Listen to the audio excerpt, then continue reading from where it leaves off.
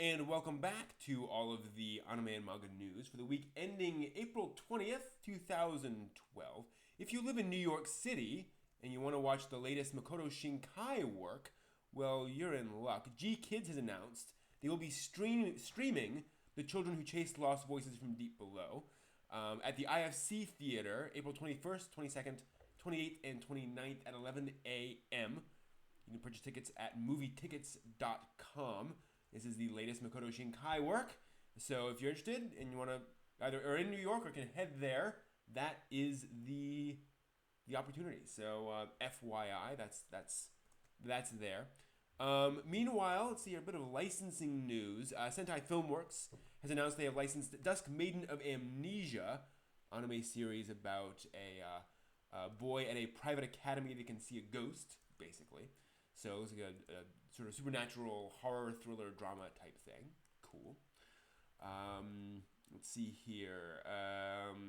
News on Oreimo, actually. The 10th volume of my Oreimo, I can't believe my little sister is this cute. The 10th volume of the books just came out, selling 137,000 copies in its first week, becoming the fourth consecutive Oreimo novel to top the sales rankings when it came out. So Oreimo doing very well, certainly in the novel side of things. So that's pretty darn cool. So certainly Oreimo chugging along over there in Japan world.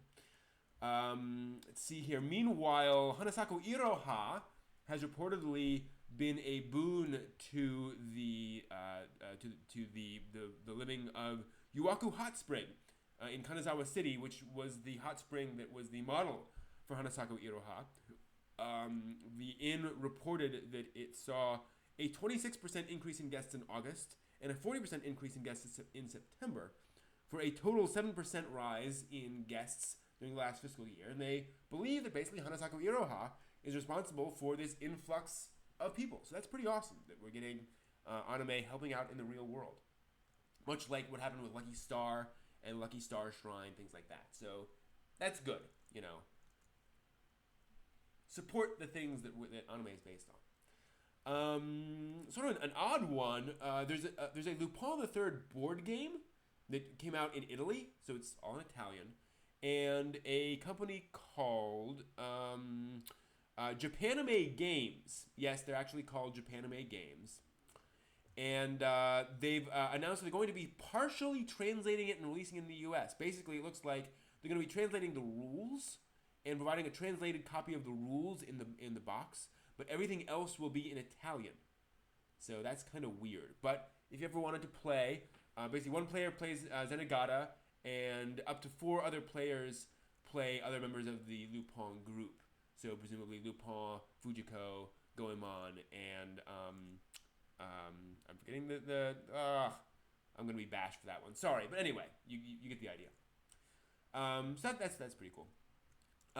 There's a quick interview with James Cameron about his plans for Battle Angel Alita, where basically he was asked about that, and he said, yeah, he's still planning on doing Alita once he's done with Avatar.